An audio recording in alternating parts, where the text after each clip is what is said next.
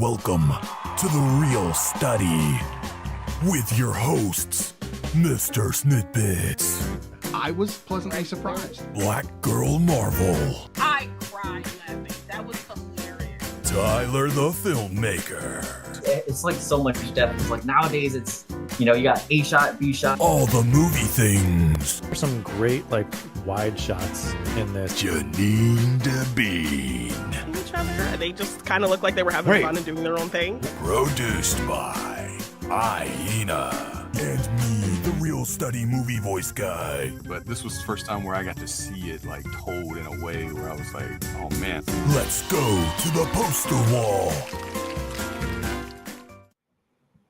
Hello and welcome to The Real Study. I am MrSniDBitS, and with me this evening we've got Tyler Makes Films, or Tyler the Filmmaker, and we've got JeannineDaBean. Hopefully we'll have BlackGirlMarvel with us soon. We'll see how that goes, but we'll get right to it here with the films we're going to watch this evening, or talk about this evening. We've got Night of the Demons, directed by Kevin Tenney, and starring Kathy Podwell, I think is how you would say that, and then Alvin Alexis. We've also got Haunt, which is directed by Scott Beck and Brian Wood. These are, of course, the writers of A Quiet Place. So we get a little bit of their earlier stuff. This is starring Katie Stevens and Will Britton. I don't think anybody knows many of the people from either of these films, but hey, they are lesser known films. These were Janine's picks, so we'll get a reason why she decided to pick them, although I think it's kind of obvious because they are very Halloween themed. And why don't we move over to the main wall and we'll talk about social media. So we are, of course, on all the podcasts. You can find us on Apple, on Spotify, etc. You can find us on all social media. That would be everything from Twitter to TikTok. YouTube is, of course, where we're at now.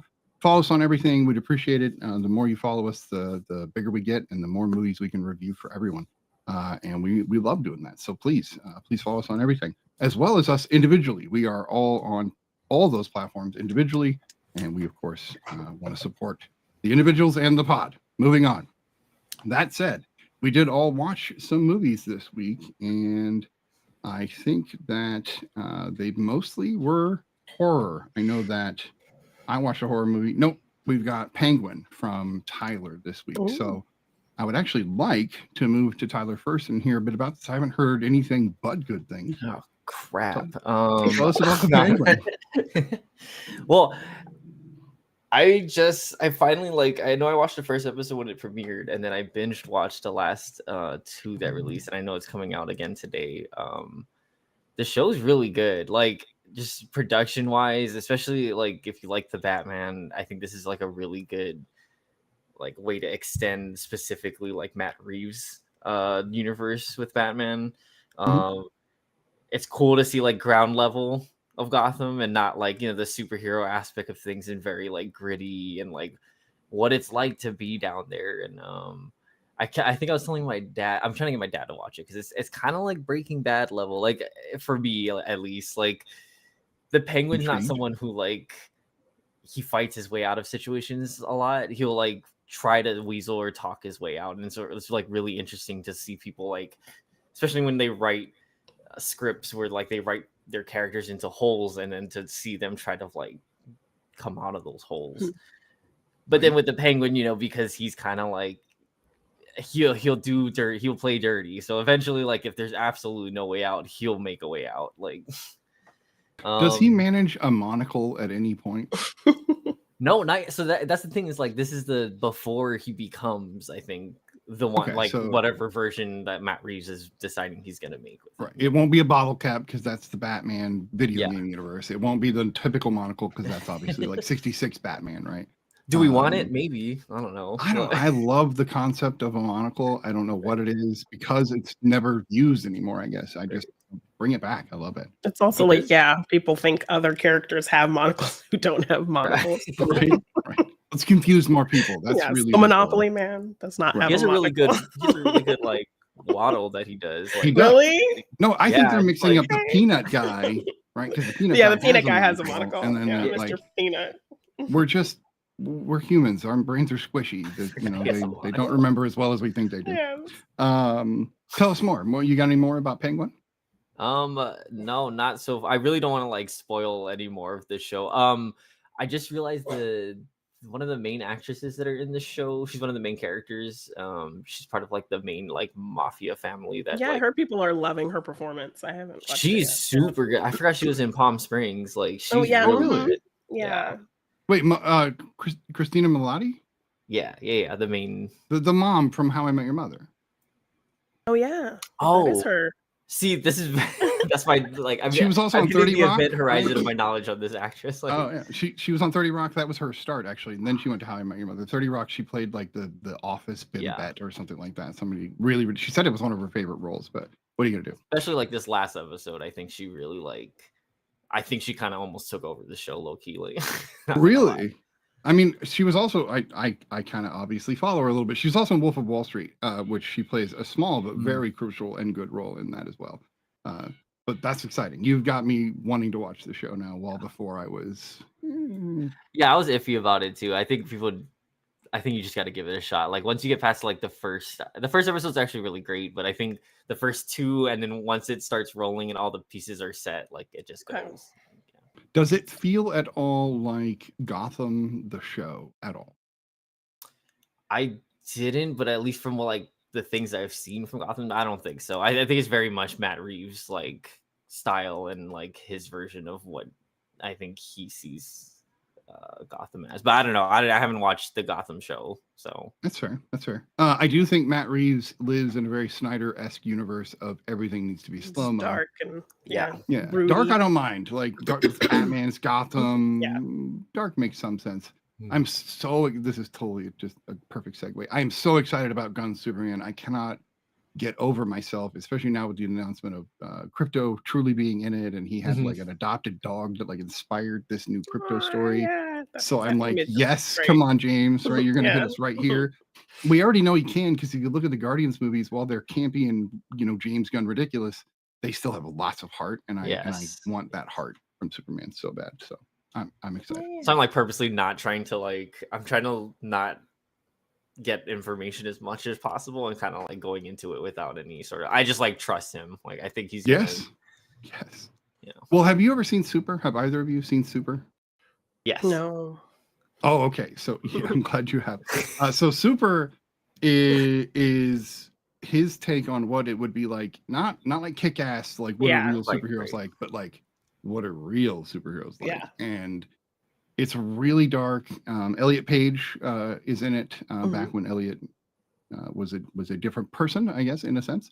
And you've got Rainn Wilson, and they are both perfection in the film. It is raw and weird and very it's very Romeo and Juliet, very trauma is what I'm trying to say. Yeah. Because that's I think of it's course much more like Gunn's roots. quirkier The Boys. Like if you don't really like care for like The Boys, it's a little bit more. I think like what is the word for it? Which is more people. It's more accessible. I think. Okay. Okay. Yeah. I mean, it's still got some gritty, weird crap in it. It's definitely weird. But yeah, it's not quite The Boys where people are throwing themselves into places they shouldn't throw themselves. I won't get into that. So yeah, Janine, you got to see something that was in theaters this weekend. You saw Smile 2. Yes. So I did enjoy the first film, but it felt just like an amalgamation of films I'd seen before, like The Happening and The Ring, and It Follows, Final Destination a little bit. So it didn't feel wholly original, but it still had some good scares and a solid horror film. So going into this one, it's really up to the ante. I think most people have heard the story of the bus scene in Final Destination, how the filmmakers had to add a breather scene right after that because in test audiences, people needed time after that bus moment to kind of recalibrate and settle in. This movie has moments like that, and you get no time to recalibrate. So the jump scares are like lingering jump scares that kind of last a while, so it's pretty intense. Naomi Scott is incredible, like playing into the madness that's happening to her. She is screaming and yelling and going crazy, and you believe all of it. So she does a great job. I really love the story of this and making it a pop star dealing with this, because it's somebody who has a ton of eyes on them. So it's like, how do you navigate all the things that you have to do and everybody's watching you? So that definitely plays a huge part into like differentiating this from the first film and like upping the stakes. So yeah, it definitely does all the things the first film did well, while obviously doing what a sequel kind of usually is meant to do in upping the ante. So I really, really enjoyed Smile 2. So the poster I picked for Smile 2 is actually Yeah. got Jack Nicholson's Jackson's son Yeah. on it, right? Right. Yeah. And that is very reminiscent of The Shining, even that poster alone. Oh yeah. Was he good in it? Did he So pop? he actually wasn't in it as much as I thought he would be in it. Oh. But obviously he has a very intense smiling scene for our character, so he gets to play into that, but he didn't get to do as much as I expected him to do, considering how much he's on the posters and the very familiar smile. But he uses his moments well.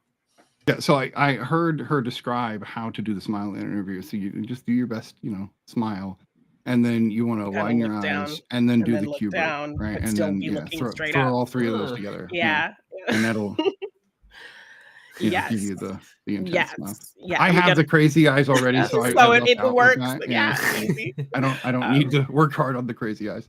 Yeah. No, that sounds great. I actually, when I pre-reviewed it last month, I rated the preview really low because I didn't like the first one at all. So Okay. you've convinced me to. I'm gonna watch it anyway. I've watched Yeah, it like since. it starts. It's a cold open, so it starts 6 days after what happened, after what Kyle Ooh. Gallner saw in the last film. So it just says 6 days Oh. later, like it's continuing. Oh. like you're I like supposed to that. know what happened. So it's just 6 days later, cold open, accept that. Kyle Gallner looking all crazy because like obviously he's been dealing with this for 6 days, and so yeah, and we Alright, get it, and we alright. get So right it's into it. very Bride of Frankenstein. It We just goes jump from- right into it, so we're Alright. already going. Love it. Yes, it's I like- hate it when movies are like, let's go back. I'm like, what are you doing? We did that already. Yeah. Not Give us Friday the the 13th. It gives you a whole synopsis at the beginning of every movie. What happened in the last one? Ugh, it's Yeah. wild. All right. So I also watched a horror movie this week. I've watched a few ones, but this is the one that stood out to me, and it's Sting. This is actually, I think it's earlier this year that it was released. This was kind of advertised as a arachnophobia style Sting movie or spider movie, but I'll tell you right now, it's not that, and it's still campy, it's still ridiculous, but it's more of a horror movie than I thought it would be, and it's gross too, in a good Okay. way. Like, Yeah. I don't know. Maybe I don't know. I don't really. Well, the poster I have here kind of says this is not a normal spider because that's a chihuahua and spiders don't get that big. So it is not a normal spider. I Yeah. don't really want to say how, but it's not normal. And it is one, everything you hate about spiders, it adds to it because it's bigger and freakier and faster. And it's kind of like what they did with zombies in Dawn of the Dead, the remake, when they got faster, which I like because it adds more horror. Like, it's scary. So I gave this an 8 out of 10. I thought this was a solid flick. Definitely worth watching if you like spider movies, and just let go when those little cheesy moments. Just let go. It's okay. Okay. So, all right. Any other thoughts on films this week? I know Law might have watched something, but we don't get to hear from her, which I'm bummed. I went to a fork and film of Scream last night. So my What is favorite that? horror film, getting to see it in a new way. So it's a Black-owned company. They have them in New York, LA, and I think in the UK as well. So they make food kind of curated to the film. So if somebody is eating something in particular in a scene, and at that scene, they'll bring you a food item related to that, or they'll like create a meal that's kind of based off of something that's happening in the movie. So when Scream started, like, we get popcorn, we get a themed cocktail. When they're talking at the fountain about how to gut someone, we got like a skeleton, like it was like an actual skeleton in a Really? bowl of pasta. So like the that's pasta's fun. like the intestine. Did you get liver? Because he does talk about I ate her liver. Oh right? no, we did not get Okay. liver. I had to ask. We got like a heart-shaped like meat pie.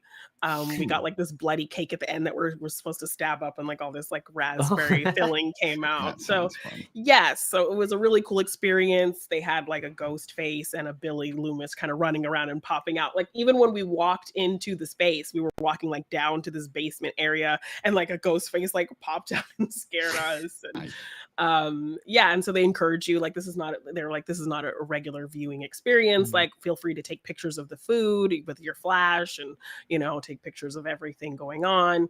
So it was a really fun way to re-experience a movie that I absolutely love and have seen a billion times. So I also, at the end of the night, they put these little Billy t-shirts on the table. So they would put like fun little things on the table as they were bringing your food. So they put like an old, like cellular phone so we could like take pictures with it, and stuff like that. Yeah, those big like rounded like bulbous phones, right? Yes, like a Zach Morris phone. So I took a couple pictures with it.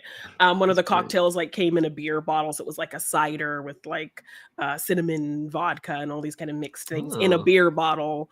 At the party scene when Tatum's in the garage getting the beers and stuff like that. So it was just really cool themed meals as you watch a film. They do it with all kinds of films. Like I'm sure Ratatouille is probably really great. They do. I would do that. They were like, you should come back for Home Alone. It's really good. So it's a bit of a pricey experience. So, my cheap ass did the little paying for it. You start out with some pizza and some soda, right? Real simple. And then you work your way into his mac and cheese, and I'm sure, and like all of those kinds of things. Well, because he does the whole spread at one point, pizza, right? Yeah. So you can do it. They do it with a bunch of different films. You have to kind of jump on tickets because there's very limited seating because it's like a kind of intimate space. It sounds like it's definitely not a like if you haven't seen the movie, you should have seen this film before you go to the experience. Mostly, yes, because people are going to have their phones out. People are going to be taking pictures of stuff. People are going to be talking, kind of that kind of thing. So mostly people were watching the film. I was being obnoxious and like quoting lines. So my friend who I was with, I was like, "You're just gonna," and I kept whispering, and like I kept whispering trivia to him. Did you know that? Yeah, that's real. Yeah, like I was literally breaking down. You can tell when the killer's Billy and when the killer's Stu based on some of their movements. And Batsy and I talk about that every time we're watching it. We're like, okay, so we've talked about this. This is definitely Stu. That's Stu right there. Yes. Yeah. Because Stu likes to headbutt, and he's a two-handed stabber. And he's Billy's a a one-handed bigger. stabber, and he likes to strangle you. Like, yeah, my friend was very like patient with me and said he enjoyed all the facts, but I was pretty obnoxious. But yeah, it was a great way to experience the film. So if you do have the opportunity to ever do it, I would to defend you, Jeanine, don't go to a specialty movie experience with a movie buff on their favorite film. I'm just those are red flags for those that want to just watch the film. Yes. That's my opinion.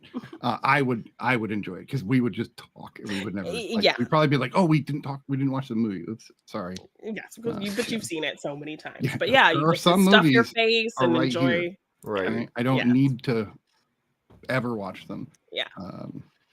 There's a lot of movies. Oh, Hook was great. Yes.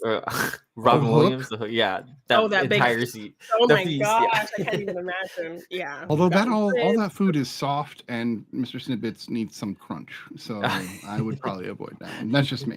All right, so those are the movies that we watched this week. We're going to move on to the real news. Now it's time for the real news. So not a ton of news this week, but we've got a few things. The first thing I've got is today is the 30th anniversary of Kevin Smith's Clerks. This is, of course, a cultural phenomenon from anybody who's my age or, roughly Gen X, older millennial. This movie is, of course, about a clerk living his clerk life and trying to just make it through the day. He's not supposed to be at work all day. This film won 2 awards at the Cannes Film Festival, which is pretty amazing for a little stoner comedy, and has, of course, spawned an entire universe, the Clerks View Askew universe, if you will. This is a perfect opportunity. I'm going to plug that next month, The Real Study will be doing an entire Kevin Smith month. We're going to be doing 8 total Kevin Smith films, everything from Clerks to Tusk. We aren't going to be doing his new 4:30 movie, mostly because it's still very, very new. And I think everything else kind of fits in his filmography. So yeah, we will be doing all Kevin Smith all month, 2 a week. all the way through, and we'll have some guests for you guys to check out. So it should be fun. So yeah, that is my first news story. What do you got for us, Janine? Yeah, so if nobody knows, they're actually doing a remake of The Running Man, based off of the Stephen King novel that he wrote under a pseudonym, I think Richard Bachman. Right. Yeah, so they are remaking that film with Glenn Powell and Katie O'Brien. So a Twisters reunion, I guess, happening in that. But they just added some new casting with Josh Brolin and Lee Pace. So I don't know if they're going to be playing, wrestlers in the arena or what. But it sounds like a really stacked cast, and it's directed by Edgar Wright, who's my all-time favorite director. So I am really excited to see these additions to the casting. So where do you list his films real quick, since he's your all-time favorite? Can you give me like his top 3? What are your Edgar Wright top 3? Shaun of the Dead. I mean, the Cornetto trilogy is pretty great. I liked Last Night in Soho just because it was him kind of doing something completely different from what I expected him to do. Mm-hmm.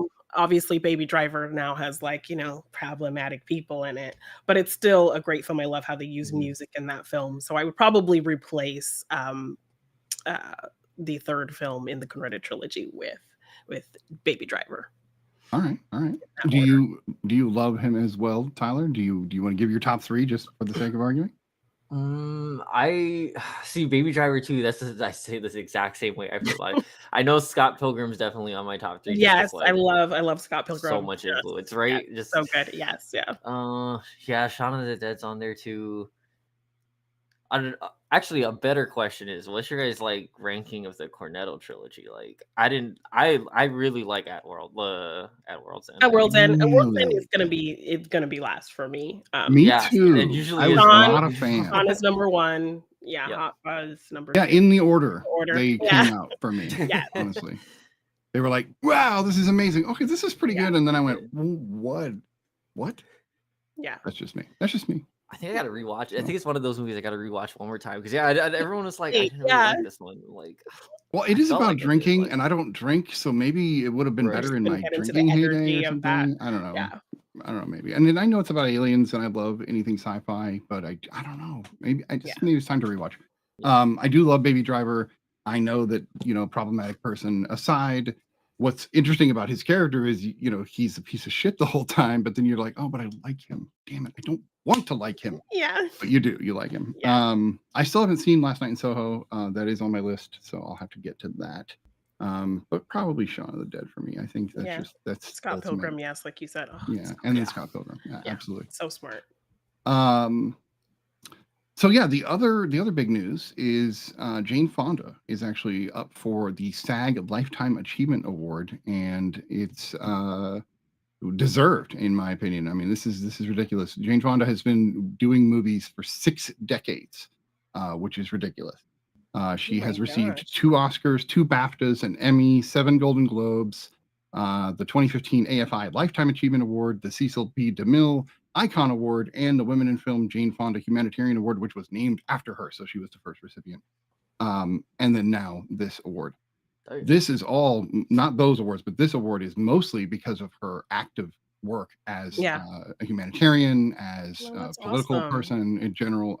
So I love her to death, and I'm so proud to see her get That's this. So, great. yeah, pretty cool stuff. Jane Fonda is Barefoot in the Park, because I like that movie. That was her, right? No. I would have to look, because I'm not gonna say yes or no when I don't remember. I retract that. I never said it out loud. Well, we here at the Roll Study, we don't judge people. No, for not. And it is 100%. It's Redford and Fonda. So two. Because I didn't say anything either, because I was like, is it? Yeah. Right. Well, yeah, but we like to look, right? We want to be right, not first. Right? Yeah. So the other one is Clute, of course. So that's Donald Sutherland and her back in the 70s, and that's one I need. That's pretty high on my list, mostly because he just passed, and I've heard it's a pretty epic film, so I'm excited for that one on my list, even though it's hella old. But that's how we roll here. Janine and I both. Tyler likes older films as well. I would argue that you've delved in some older films. Yeah. I've dabbled So. in an old film or two. Well, I get between film school and your own passion for film, I would assume. So Yeah. we've got people talking in the chat, and I am being a terrible host and not saying hello to them. Hello, old Mr. Chris. Old Mr. Yeah. Talking about my Hot buddy Fuzz. Chris. And Billy, oh, my nice. buddy Billy. Yeah. And we got Billy, and we've got Batsy is of course in the chat. Hello to all of you. If you Yeah, thanks for have coming thoughts on the next by. two movies, please do let us know. In the meantime, we're going to go ahead and move over to Batsy's new segment, which is the Spooky Spotlight. And here we go. And now it's time for the Spooky Spotlight with Bats McSkelly. Hi, I'm Bats McSkelly, aka Batsy Hearts Horror on TikTok. I'm here to help you creepify your life this spooky season by sharing my thoughts and recommendations about horror movies. Have your own thoughts about a movie I talk about? Come find me on TikTok and tell me about it. Here's some horror I watched this week. Grotesquerie. A new show produced by Ryan Murphy is about a detective, Lois Tryon, played by Niecy Nash, who is stumped by a case involving a series of murders and a killer that seems to be taunting her directly. Lois teams up with a journalist nun who helps Lois decipher the religious messages left behind by the killer. This show is 7 episodes deep so far, and I'm hooked. It's got a mix of Seven and Castle Rock vibes with a dark, heavy atmosphere and pretty equally splitting the plot between drama and horror. Hopefully the last few episodes will be as good as the first 7. A new episode comes out Wednesday, October 23rd, so there's still time to catch up before the finale. Check it out on Hulu and Disney+.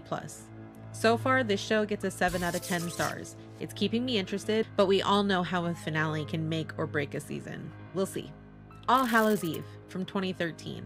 While babysitting 2 children on Halloween, a babysitter finds a VHS tape in one of their candy bags. The tape contains 3 horror stories linked by a killer clown. As the night progresses, strange things start happening in the house. This compilation of short films by writer-director Damien Leone is our first introduction to Art the Clown. If you're familiar with the Terrifier films, you won't be surprised to find this anthology film is pretty graphic, though not quite to the extent of the following Terrifier franchise. Since the stories are pretty simple, I don't want to spoil anything, so I'll just say I love this movie, and Art the Clown is quickly working his way into my Mount Rushmore of horror. I give this an 8 out of 10 stars. Be sure to check trigger warnings at doesthedogdie.com before watching if you need to. Find this movie and its sequel on Tubi.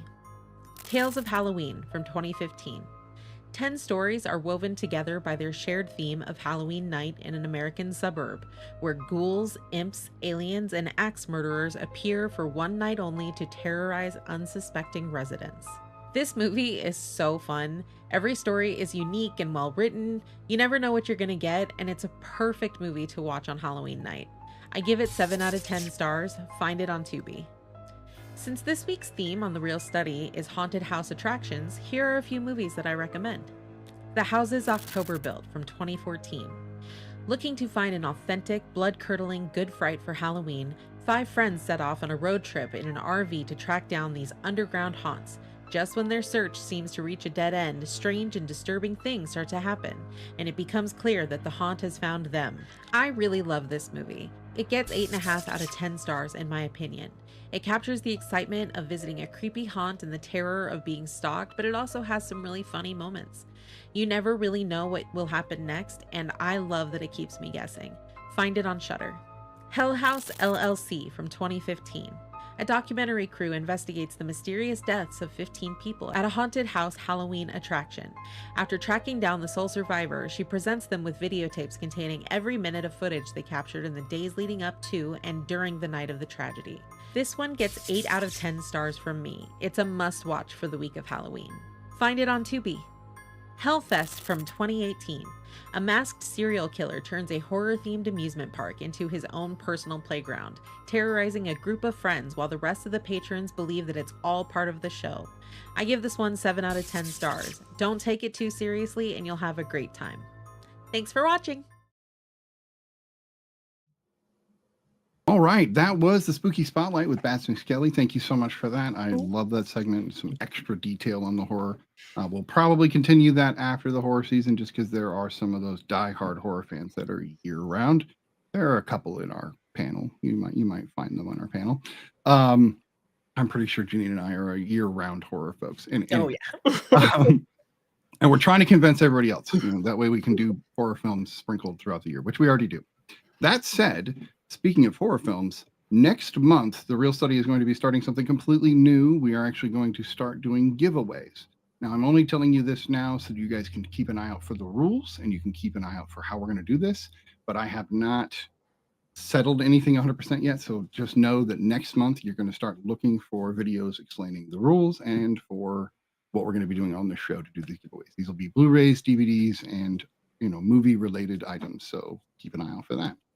That said, it is now time to review the two films that Janine picked for us.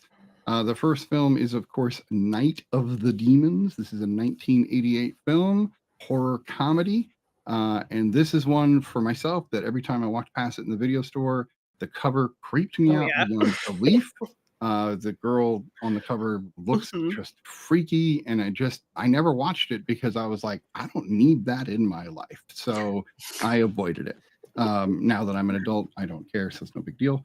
But Janine, why did you pick these two movies? Because you picked Night of the Demons and you picked Haunt. Yeah, I think I talked a little bit about it last week, how last year on my TikTok, I was doing this kind of curated recommend series of horror to watch themed for each month. So obviously when we got to October, I was looking for some fun Halloween films.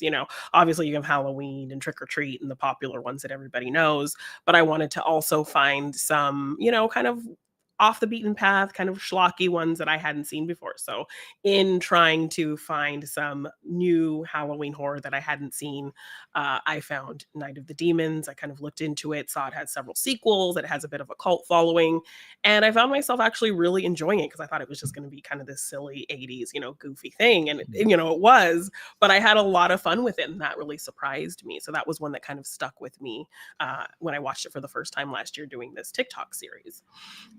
And same with Haunt. My friends were doing a live discussion of two horror films, Haunt and Host. And I wanted, I'm a supportive friend, so I like to pop up in the live and be part of the discussion. And, but I only had time to watch one of those movies. So I ended up choosing Haunt based off of kind of the synopsis. Sounded like something I would enjoy. And it really just surprised me. It was like just a quick, clean, fun horror film. It had some good scares. I liked the characters. It was pretty well made for like a Shudder original, kind of straight to VOD I didn't film. realize that. Yeah, I think it's a Shudder original film. So just for being kind of this smaller Shudder film, I thought it was really well made. I really liked all of the characters. I liked the story, and it was genuinely scary. So I had a lot of fun with it. And because it was just such a surprise, and I don't think a lot of people really know about it, and it's perfect for Halloween. It's Halloween set. I definitely thought it would work well with Night of the Demons as a kind of haunted house, spooky, we're trying to have fun at Halloween and things go crazy situation. So definitely thought they were both on the same kind of vibe and theme, and not movies that a lot of people maybe have seen. All right. No, those are great reasons. Tyler, tell me what you think about Night of the Demons. I had a night with the demons last night, and was it something you ate or? And then I watched Night of the Demons. I fought for my life. No, I know. I feel like a lot of people won't like this movie, but I'm like totally into the B horror, like schlocky, whatever. There was a lot of times like I love these specific like horror movies because there's certain like dialogue that's in it, that's the delivery is so ridiculous. It's so good. Like there's a scene where like the brother of one of the main girl, whatever, like he's like hiding in the closet and he scares her, right? It's like a jump scare. Yeah. And then he makes a comment about her bodacious boobs, right? Like, what is that? What is? I'm kind of like that was a thing. That was a weird thing of brothers like not in the 80s. Yeah. Well, even in the 90s, because I remember watching Milk Money, this Melanie Griffith movie, where one of the kids is like bragging to his friend that he popped out of the hamper and saw his sister naked in the shower, and they're like high-fiving each other. Yeah. Why and then people are just like, I mean, I guess it's okay because it's the 80s. You're like, it's almost like morality didn't find us until 2010. I don't know how it didn't find us, but it didn't find us until 2010. Because that's what it feels like. This movie did a lot of like, I was like, so Evil Dead, but it works. It's like kind of fun, and Halloween, but it's fun. Like it just like It's like I think it understood where what kind of movie it was, right? I didn't realize it was a horror comedy until you guys had said it was a horror comedy. I thought it was just being Really taking itself seriously. Yeah. We're trying to. I think it felt like it was taking itself seriously. That was maybe I was just taking it too seriously. I don't know. Maybe that could be the problem. I don't know, but it kept reminding us it was the 80s though, for sure. Like, I would say like Stranger Things has nothing on this movie, but there was a lot of moments that I was like, why is the cinematography so good? Like, it's just I was like, they're doing some crazy stuff for like this movie that's supposed to be like B level. They would like do this like really complex movement with the camera. There's running through hallways, and there's even the mirror shot of all of them kind of standing in the mirror, like, you know, those are really difficult to do without getting the camera in the frame, and they were able to angle it just right to get everyone in there. Like, it was perfect. Right. Yeah, I wish Law was here because there's that scene she was talking about with all the mirror shattered shards on the floor and like having reflections of the different characters and the different shards. Yeah.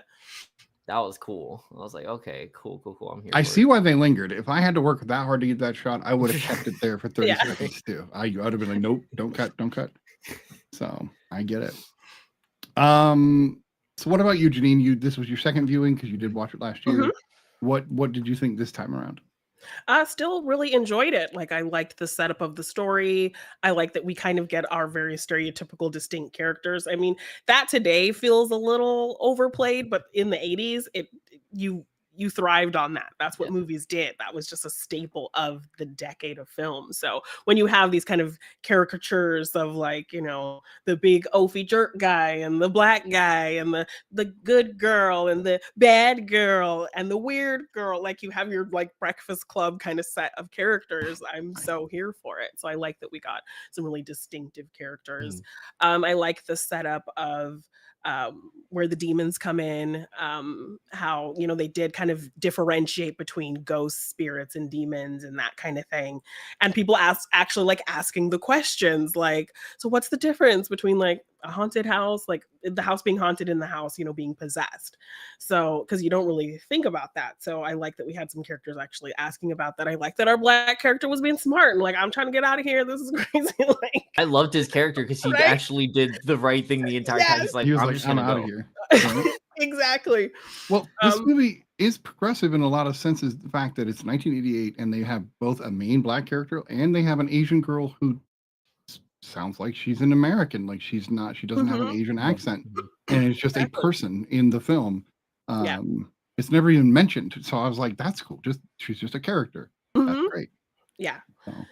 So like, even just little things like that are just really cool to see, particularly in a film that came out in the 80s. But yeah, like, I love the kind of how it's passed on from person to person. Like, getting to see kind of the makeup of the demon. I think all that stuff kind of looked really pretty good. Because yes, I always just miss practical effects. They can look kind of weird. But you know, they're kind of limited by the time they came out, and you can wholly appreciate them for the time they came out. And the budget is a big factor on how those effects. And I think they did a really good job with the makeup when, you know, a character you see transforms into kind of the demon face. Because obviously, you said that cover freaked you out, so it looked very convincing. I was waiting in the movie. I'm like, when do I get the cover? And I was like, oh, there's the cover girl right there. There she is. I see it now. Yes, and like the pacing, I think, is pretty good. Like, we moved into kind of the scares and the real terror stuff pretty quickly. So, and I agree with you with the dialogue. Like, it all feels kind of how lines are delivered are really silly, but you're so here for it. Like, it works. And I don't know if I'm the only one who was a Nickelodeon kid who watched Wild and Crazy Kids, but the little brother is Donnie Jeffcoat, who was one of the Wild and Crazy Kids. So if anybody else is a Nickelodeon kid, like, it was a show with these 3 kids who hosted. One of them was Omar Gooding, who's Cuba Gooding Jr.'s little brother. So it was him, a girl, and this Donnie Jeffcoat guy who played the little brother. And they would host these different games with like kids on Nickelodeon, like early Nickelodeon. So I grew up watching that. Like pre Double Dare, right? Yes. I think around the same time as Double Dare. Okay. But this was like a live kind of like a show with like real kids, and they would, take them to a water park and play a game or do like all kinds of different like soccer, all kinds of different like sporting games and stuff like that. So I was like, is that the kid from Wild and Crazy Kids? Right. For me, the only person I recognized in the whole film was the guy that plays Stooge, and he's still acting today. He's actually been around for a while. He was on Parks and Rec. He was on Lethal Weapon, the TV series, Westworld. So like the dude's still acting heavily today.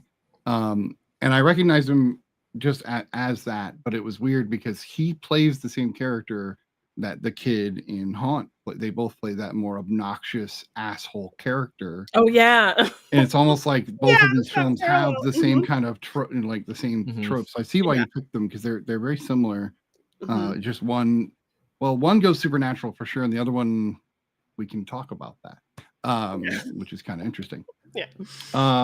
For myself, we just watched Society. We just watched Night of the Creeps, and I don't feel Night of the Demons quite hits either of those marks. It's just it tries really hard, but I don't think it quite delivers.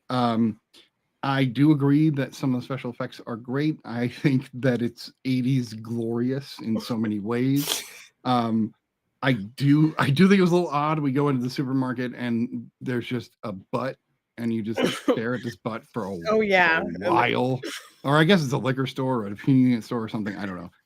But it's just like here's a butt, right? And at first I'm like, this is odd, and then I'm like, oh, this is a scheme. Okay, yeah, I see.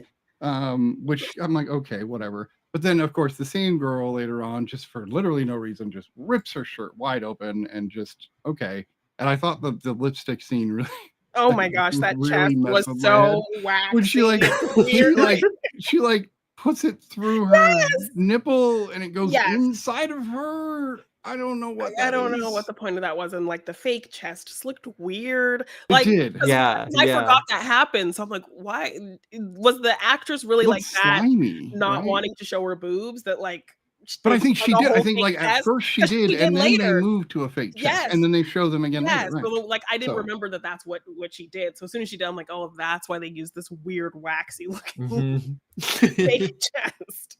But I don't know what the point of like. I will say about 30% of me though, I was like, I never quite seen anything like that, and never have again. Probably. That's true. I was like, what was that? Lipstick nipple. Yeah, no, that's new. I knew, and for like, we can leave it in that movie. We don't need to see that again. It wasn't even like a plant, and like it was gonna pop up later somehow. It happens. Like that's it. There was for me. That's a one-off. Right. Night of the Demons for me is the kind of movie where I would rather sit with friends and like yell at the TV and enjoy making fun of the characters. Yeah. Especially, I guess I felt like there was a huge missed opportunity because you've got this like fantasy, concept, the demons and all of this, and the main character is wearing an Alice in Wonderland costume, and you didn't go down any rabbit holes. No rabbit holes were gone down, and I didn't understand that because it was all just kind of like first surface level, and I'm like, come on, you have such an opportunity to do weird Alice in Wonderland type stuff, even if you just like put a smile on a wall and just like little subtle things. They didn't do that. Yeah, that definitely could have been really cool. And like I told you, I always kind of gravitate towards a romantic subplot. So I liked that they had set up a thing with, her boyfriend's a jerk, and she had this previous relationship with, I think, the Sal, that was his name character. Right.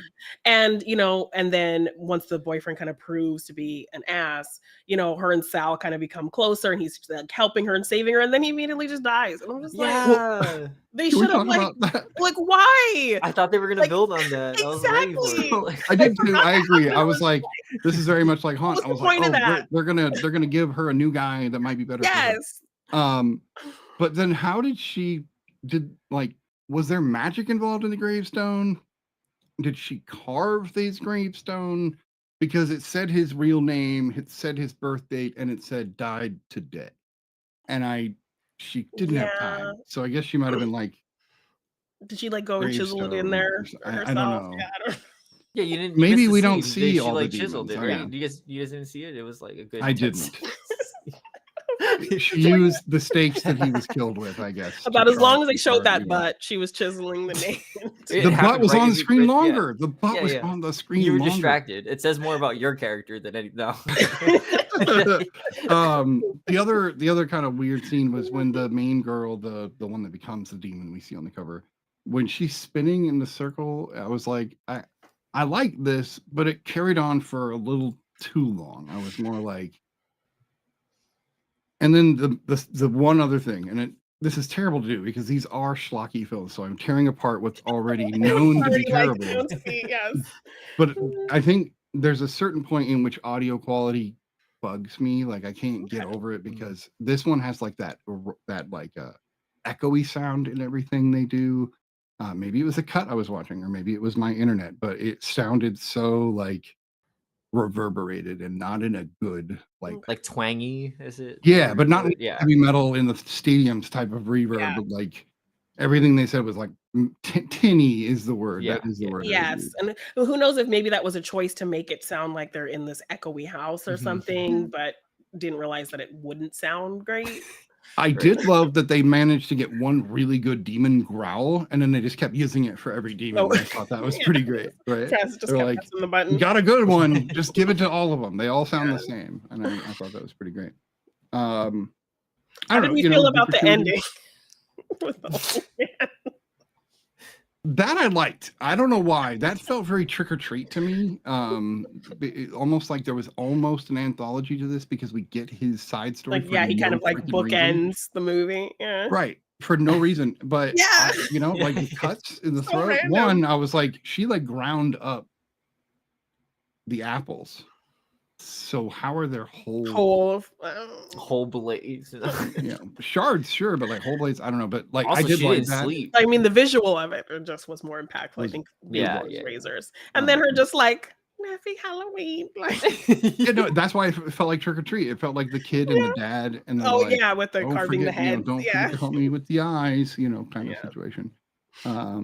Just made me feel giddy Yeah. inside. Though I was like, "Oh, it's a Halloween movie. I got it." Right. Yeah, and he was being a jerk all the beginning of the film, so like you didn't care about him. In the first 5 minutes, you're like, oh, don't pick on the old guy. Wait, why does he have apples and razor blades? What a piece of shit! Like you start to immediately turn on him. Oh so. yeah. And then the one girl that kind of like helps him, he calls him like a whore. I'm like, hello? Right. Oh. What are you doing, dude? I was like, okay, he's just the That 80s poor old girl, man. okay? That girl did nothing wrong for the entire film, and everybody shat on her. I Like, know, everyone. everyone was so mean to her. Right. Her boyfriend And then was a she dick. dies. So everybody dies. Yeah. By the way, it's a horror movie. Everybody dies in this movie except for the final Yeah. girl. And the black guy. And the black. Yeah. There's a sequel. Have you seen the sequel? No. Okay. I haven't either. I don't think I would do that to myself. I kind of want to. We should put it on the real study. I don't know. Well, oh, well, I mean, I guess you are a host. You can do that. You can be like, we're watching. I wouldn't be get the first opposed veto, to watching the sequel, but I didn't go visit it after watching this. Batsy made me watch Troll for the first time, the 1986 Troll.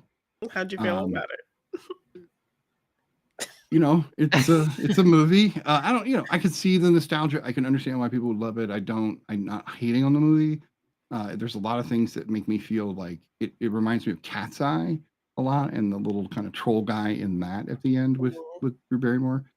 So I get it, but I think because I didn't watch it then, it doesn't hit. I think that things like Night of the Creeps are so rare that even after 40 years, they still like work perfectly.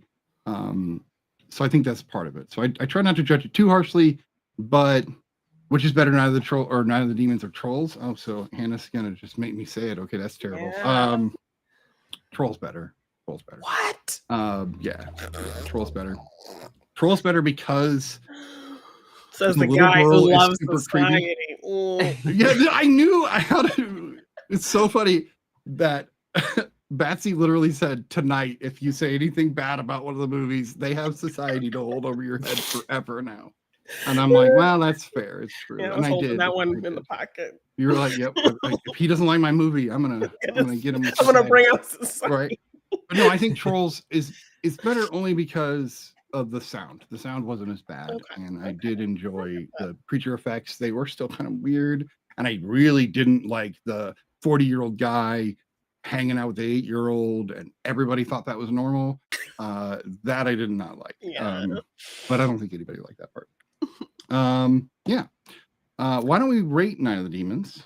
Unless you guys have anything else you want to say about it. Oh, I just have one thing. I think the Sure. movie won me over with I love a good window exit, and his date was it Raj? His window exit was great. He said, he's like, there's no way out. He saw a window and he's like, I'm gonna jump through it. I was like, no, you won't. I was like, no one does that in these movies. They have to, oh, the door's locked. He jumps through that window. Yeah. I was like, Hey, Raj, get it, Raj. yeah, I was like, word. You got it. Okay, cool. If I could, I would. Yeah. The roof scene was another thing that I was just like, what is she doing? Can she just fall and die now? Like, can she just fall and die? And of course she doesn't. She's I can't. I'm like, I can't move. I can't move. So she was hanging off a 1-story building, like and it goes on for like a 4 minute, and feet, she hasn't moved like much. Like I was like, it took her a hot minute to find her final girl strength. Like I don't think she should even make it on the list of true final girls. No, there are a few it's people. not. This is controversial, but I did also watch Hush for the first time, and the protagonist in that film is one of the most annoying. No, she's so terrible. She's so bad. She does everything wrong. There's nothing she does right through the entire film, and I was so angry during that film. I think it's a well-made film. I like the acting in the film. I really do. I can tell you a ton of positive things about the film. Everything she does. I understand she's deaf, but she's not blind, and she does things that sighted people can do no problem. So I had such like you asked Bats. I sat there the whole time screaming. She wrote Midnight Mass. I know. No, again, I'm not. And again, I bet you that movie is probably Batsy. better. Hater. Unsubscribe. I every time I have these strong opinions, I need to be careful. It's not. Again, I'm not knocking the film itself. I'm hoping she just did leave all the way, but just there we go. Okay. Brian's not here. I don't know if he's seen it, so hey, I might have had him going. I don't know. I don't know. I'm gonna watch more Mike Flanagan. I did watch House on Haunted Hill, the TV show. I love. Haunting of Hill House. Haunting of Hill House. Because that's based on The Haunting, which is one of my favorite old horror films. And then the Liam Neeson thing. You could skip it. No need to watch that. And then Haunt is the prequel to Haunting. Wait, what? And then Haunt. Yeah. And then the Haunting of Bly Manor is not as good as Hill House, right? But it's still pretty good. Bly Manor. Yeah. And then there's he's done some of the more some more modern stuff is actually getting some traction, but he's mostly TV shows right now. He should make more movies. Anyway, it's not that I think it's a badly written film or that it's a badly acted, or I think it's beautiful as far as the shooting, the cinematography. I think the guy that plays the little creepazoid is a little tiny pipsqueak that anybody with even a fist could knock the fuck out. But that's just my opinion. There are multiple times, and I will watch this film with you, and I will take notes so that I can exactly tell you what I mean, because there are moments where I'm like, why are you not stabbing him to death right now? Why didn't you kick him in the face right now? Why didn't you I know she's deaf, but she was looking right at him. So I don't know. Have you ever seen The Fall? the one with the girls on the tower? Yes. No. Yes. Oh. I have a similar. I have a problem with that movie's ending, but I don't want to say anything if you haven't seen it. I want you to watch it before I say a word. I don't want to say nothing at all. So Tyler, go watch that and we'll discuss that one. Let's rate Night of the Demons before I get kicked off my own show. And we'll move on to Haunt here in a moment. We'll go in the same order. Tyler, let's see. Mike Flanagan is my top 5 directors, dead or alive. Oh, whoa. No, he's great. He does it nice. Says Batsy. Go ahead with your rating for Night of the Demon. I'm gonna say 7, because like it's schlocky, but I had a lot of fun Mhm. watching it. There's definitely some maybe like not semi, like problematic things in it, but it's fun. It's the 80s. I get it. I'll just kind of like, but yeah, 7 sounds about right. 7 with an asterisk because there are problematic moments, but hey, it's the 80s. I think it's more of a sign of the times. All right, Janine, what do you think of Night of the Demons? Yeah, I also give it a 7, a 7 out of 10. Just because I had very low expectations going into this film, and it surprised me as well, and I didn't expect to enjoy it as much as I did. So I think it did a lot well for the budget and the time it came out, and yeah. So yeah, 7 out of 10 for me. 7 out of 10. So rewatchable. You will watch this again at some point. All right. All right. I can write mine down and just write it to. Stand on business, sir. We won't judge you. I will give it a 4 out of 10. It is not the worst movie I've ever seen. I will never put this movie on again. Maybe I'll give it a 5 for one. I'll give it this extra point for one reason. I now know and am gratified to know what the cover is and why, and I don't have to worry about that anymore. My kid self has been gratified to know what that means. So I'll give it a 5 for that, but still. Okay. Even schlocky horror should have standards, I think. So. I didn't finish last week's episode. What did you give Society? Me? Yeah. An 8. Okay, cool. Yeah. No, I love Society. I don't know what it is. Got it. I love it. We didn't get your rating on the 2 films last week. What did you rate them? We got a little extra time tonight. I give Society a 7. Like Society's fun. It's also fun. What about Night of the Creeps?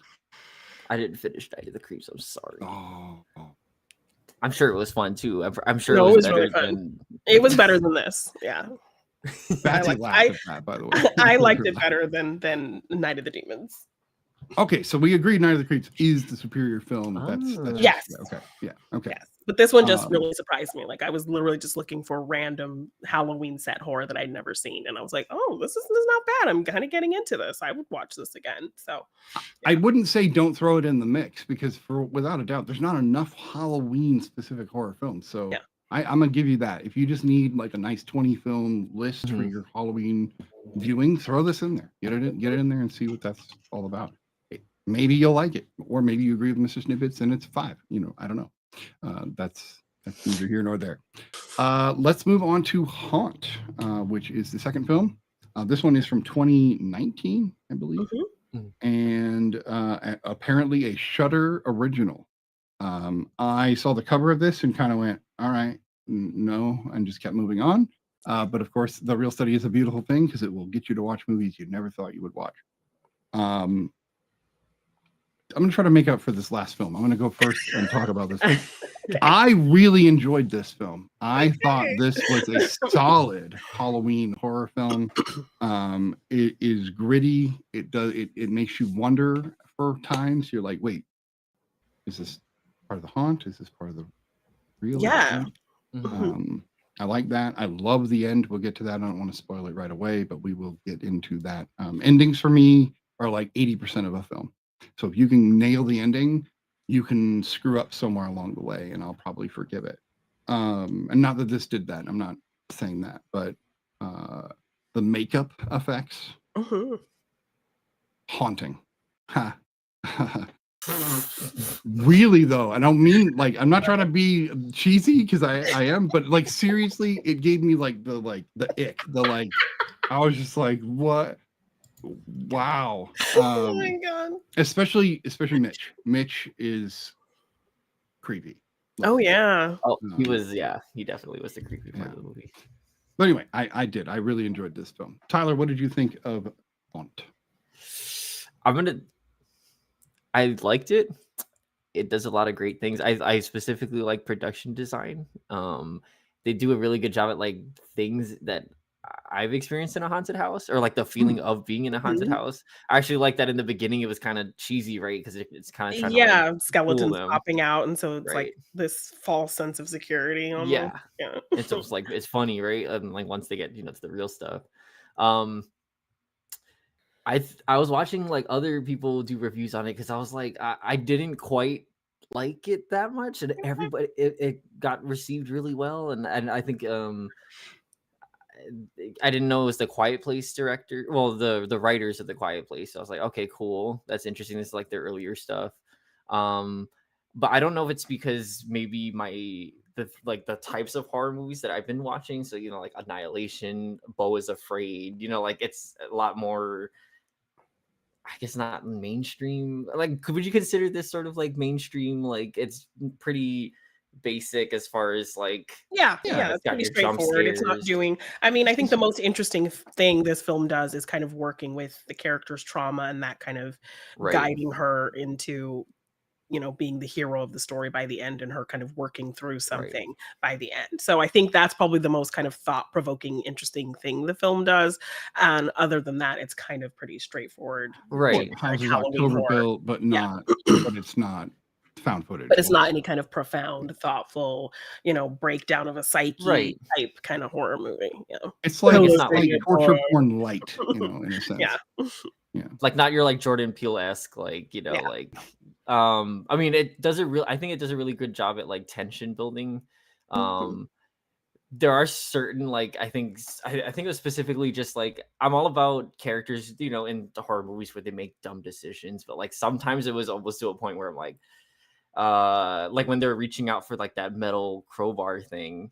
Oh, like the poker. And he's like only pulling. He's like, you can reach it. I'm like, you're telling this girl to put her hand in here. Like we can't see what's on the other side. I'm like, someone's either gonna stomp on her hand, or something terrible is gonna happen. You get like everything that's happened up to this moment. You're gonna put someone else's hand through a thing that you don't know what's on the other side. Whatever. And then towards the ending, that shotgun in the door thing. That one was like kind of confusing me. Just because like the setup, right? Like, the song is playing and then I'm like, so she's going to push the clown guy so he gets shot. But I'm like, didn't they make all of this? Shouldn't they kind of know what contraptions they have set up, sort of? But he was hurt at that point. He had already been stabbed. Right. He was now enraged. So I was like, threw him a little bit. Right. So I was like, cool. And like he got shot or whatever. And then I think she was like running towards the shotgun to go get the shotgun. I'm like, can you just like lean just a little bit? Get on the wall. Yeah, right? I agree with you. Can you just nuts, yeah. I was like physically like leaning, like watching. Yeah. Like move. Well, especially as you hear it still dialing down. Yes. You're like, oh, you shot in the face, bro. Like, Yeah. Or why was she standing in front of the door in the first place when the song was playing? When she first unlocked the door. I just thought that scene dragged on for just a little too long. Like something about to happen, but I think that it was indicative of the Jack in the Box she had just opened. But when something popped right out the front of that, I would have then taken that as a message to not stand in front of the door that's doing the same thing. I agree. Right. Yeah. But yeah, but, it's not like it didn't ruin the movie necessarily. It just there were certain things that was just like, it took me out for a second. It was like, oh, good, but forgiven, whatever. But yeah, I really chalk it up to I think the types of horror movies that I've watched up until maybe this one. Okay, so then it kind of felt a little generic amongst kind of these more profound, thoughtful horror films that you watched. Yeah, no, I get that. That seems to happen a lot with. I mean, mood. We all know that mood, the day you've had, what news you just got, the meal you had. If you're gassy, it can affect how you feel about a movie. Like, I know that's terrible, but it's true. Like, if you're just not feeling great, you're just like, I don't want to watch this right now. Yeah, like I was and gassy the whole night of The Demons, and I enjoyed it. Right. Right. No, that's how you enjoyed. I was. No. I was like, but that could have been why I didn't enjoy Night of the Demons. I haven't felt great today, and maybe that's why. I don't know. Janine, on. Yeah, like no, this was a really fun surprise. Like I just read the synopsis, like I said, like it was a choice between this and Host, and I was like, okay, this sounds interesting. And so I liked the twists and turns, like I said, the false sense of security that you get, and then things kind of get weirder and weirder, and you don't know if it's like part of the show or if things are actually getting weird. I loved the makeup effects on these people because I've seen pictures of people who have those crazy kind of face body augmentations and put like those balls in their face and the needles and all those kinds of things. So to see a whole crew of people like this who look even more horrific under the masks was terrifying. And also it just felt like this could really happen, that there could be these crazy people out here. It's not, monsters or demons or ghosts. This is like real people just doing this like effed up thing. Are you sure? I got vibes that of like a Mitch supernatural was not of Earth. He felt beyond augmented, is what I mean. Because you're right, the clown, like starring, you could easily get the clown look. The other guy with the beads and things in his face, or the studs. All of that, I could totally see the body modification. I've seen literal stuff like that before. But Mitch looks like a ghost. Like the dude's eyes don't look human, and his face like drooping, really stretched. Yeah, so I get that. I'm not saying they're not human, but he made me wonder, and that's what I liked. I'm not saying one way or the other, but I like the wonder. When somebody can make me go, "What if?" Then I can add in all sorts of shit, and it changes. Okay. Yeah. So, yeah. I generally, I think just the setup though feels like something that really could happen. I mean, the guy uses like her information on the the waiver to go find where she is, which is just terrifying. Like you sign these things. It's super creepy. But one thing I didn't like was it's like we established that this boyfriend is beating her, but then they're trying to kind of make him a bit of a hero and a good guy, right? her. Yes. Like why do they need to even? But they made a point. They just said, screw it, we're going to kill him. And I was like, okay, go. Yeah. So had they not killed him and made him like save the day, I would have been like. But like the one thing about that though is like his presence didn't really like affect, like other than like it didn't like directly I think affect her throughout the movie. Because I got a truck out of the deal. So yes, I guess a vessel to kind of to leave. So that's kind of what he was there for. But yeah, I mean, I think there was enough setup in terms of like her abuse story that he wasn't a huge factor that needed to really be as much in it as he was. So that kind of bugged me a little bit that they were kind of trying to make him almost be the save the day figure. But yeah, they killed him. So works for me. But I did like our characters. Like they felt like a real group of people. I love the exchange between our lead girl and like the baseball guy. Like, she's kind of awkward. She doesn't really want to be there. But he, she thinks he's calling her over and he's really nice to her. And they have kind of, me and my romantic subplot. Right. So I was like digging the vibe between these I was characters. too all the way through. When he gets shot, I'm like, no. And he's like such a good our guy. Yes. And so but that baseball scene, that was nice. It was great. But why did he go back? Why? He could I guess because he had a gun, right? He was trying to like stop him to like. He didn't know he had a gun. The guy didn't pull a gun until after he was already back on him. He just saw a lumbering dude who had already been hurt. He knows he's a good baseball player. He only hurt his jaw or whatever. He didn't hurt his arms. Right. So he also was like, she's getting away. I'll give her a better chance and go over and kick the crap out of this guy.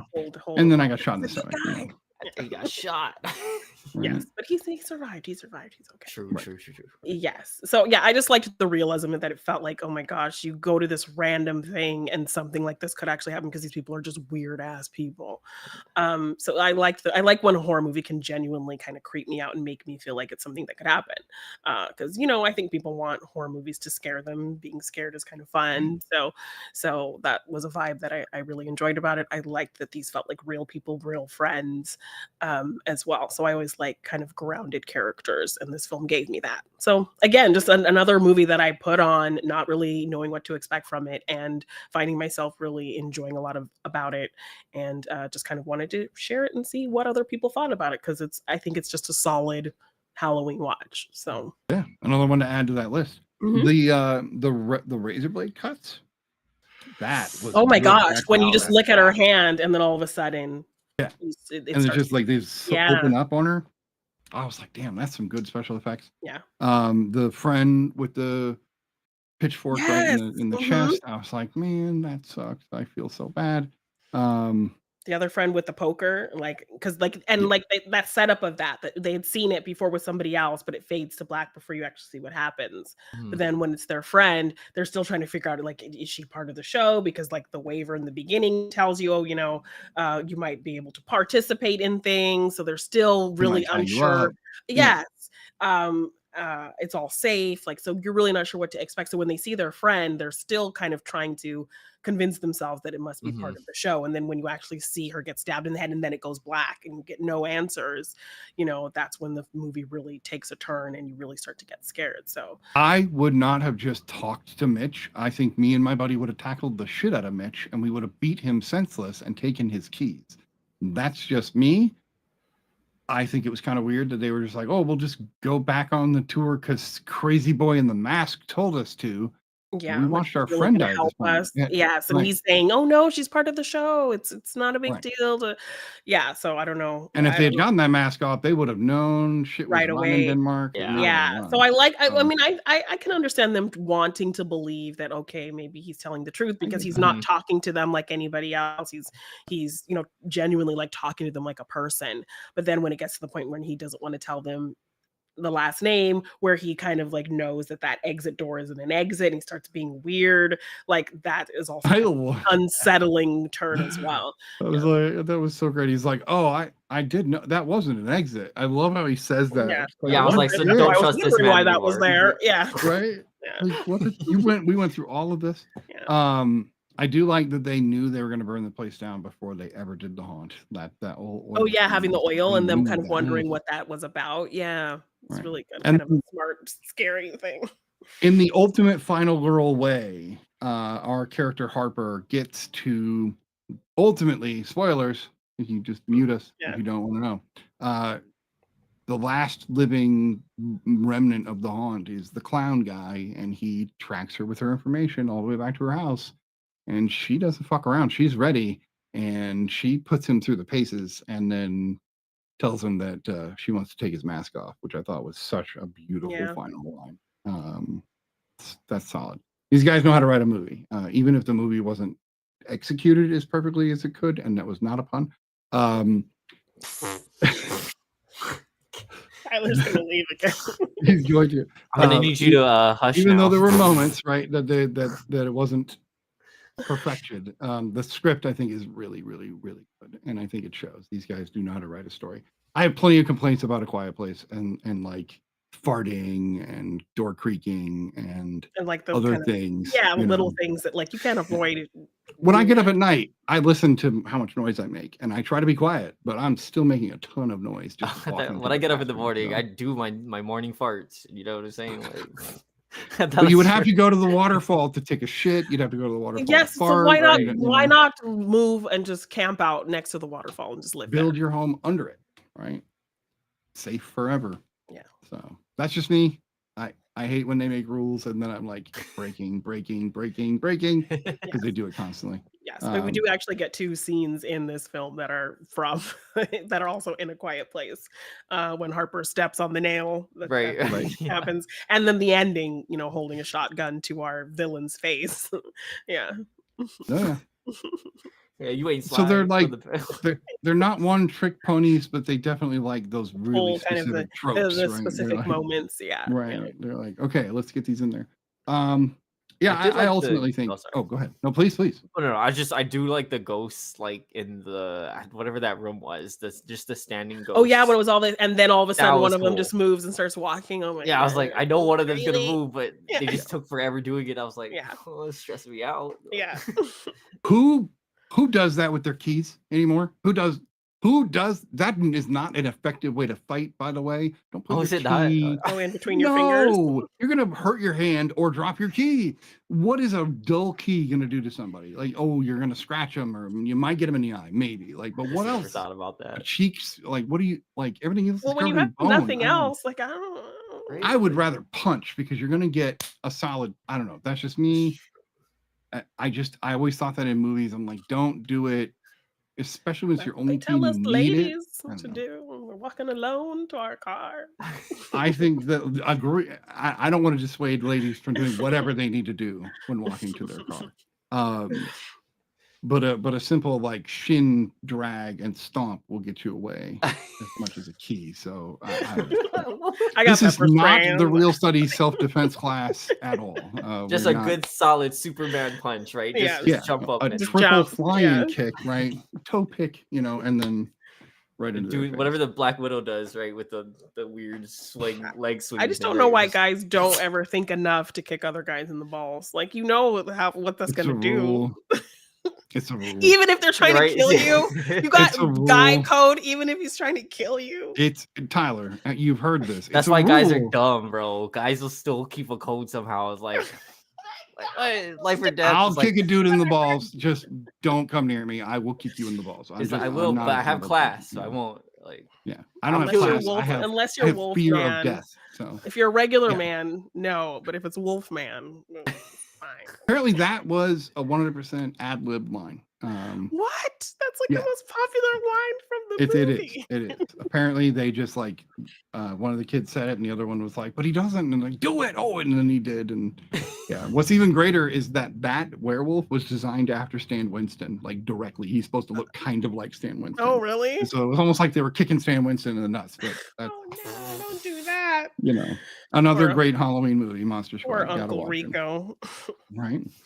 Apparently, while I'm just at it, the beginning of that movie, when Shane Black wrote it, he wrote it with this huge, like, wild opening, and it had like zeppelins and like huge hordes of soldiers, and everybody was on horseback, and they got the script and they were like, yeah, we're gonna cut all of this All of because that. this scene is the budget for the whole film. So we're gonna axe that. Yes.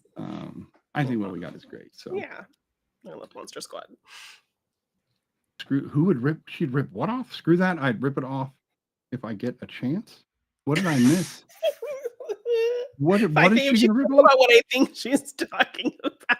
I was like, I'm rolling, bro. I'm dead. No way. What? I don't understand what she's talking about. Again, And this you is never what I answered have Hannah's question, Batsy. Are you excited for the Life of Chucky? Wait, is that a new Chucky movie that I don't know about? Oh no, that's Life of Chuck. I'm not wearing my glasses. Can you tell? Old man not wearing glasses. Balls? The balls. Oh, yes. you rip his balls off rather than kick them. That's fair. That's fair. I think that's an appropriate way to go. Yeah.